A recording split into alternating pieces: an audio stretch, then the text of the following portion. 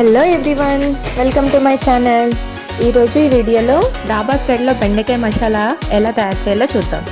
డాబా స్టైల్ బెండకాయ మసాలా అనేది రోడ్ సైడ్ డాబాల్లో దొరికే ఒక ప్రత్యేకమైన రుచికరమైన వంటకం కదా. ఈ కర్రీలో కరకరలాడే బెండకాయ ముక్కలు, ఉల్లిపాయ, టమాటా మసాలాలతో వేగించి ఎంతో టేస్టీగా తయారు చేస్తారు.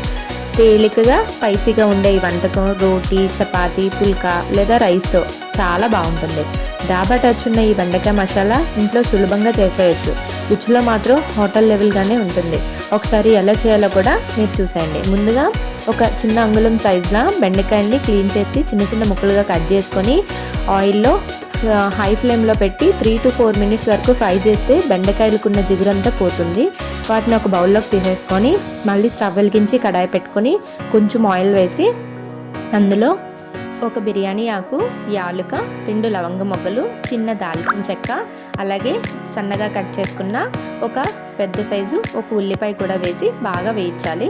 ఇవి గులాబీ రంగులోకి వచ్చిన తర్వాత ఒక స్పూన్ అల్లం వెల్లుల్లి పేస్ట్ ఉంటుంది కదా, అది కూడా వేసి బాగా వేయించాలి.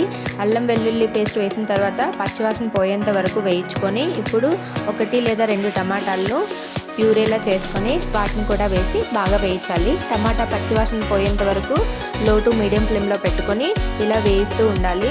ఇప్పుడు కొంచెంగా ఉప్పు, కారం, ధనియా పొడి, జీరా పొడి, గరం మసాలా వేసుకొని బాగా కలుపుకోవాలి.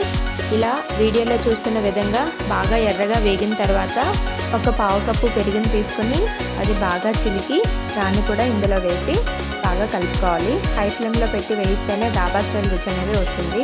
ఇలా వేయించుకున్న తర్వాత ఇందాక ఫ్రై చేసి పెట్టుకున్న బెండకాయ ముక్కలు కూడా ఇందులో వేసేసి ఒక 2-3 minutes హై ఫ్లేమ్లో ఇలా కలుపుతూ వేయిస్తే కూర అనేది రెడీ అవుతుంది. Thank you. Subscribe my channel for more videos.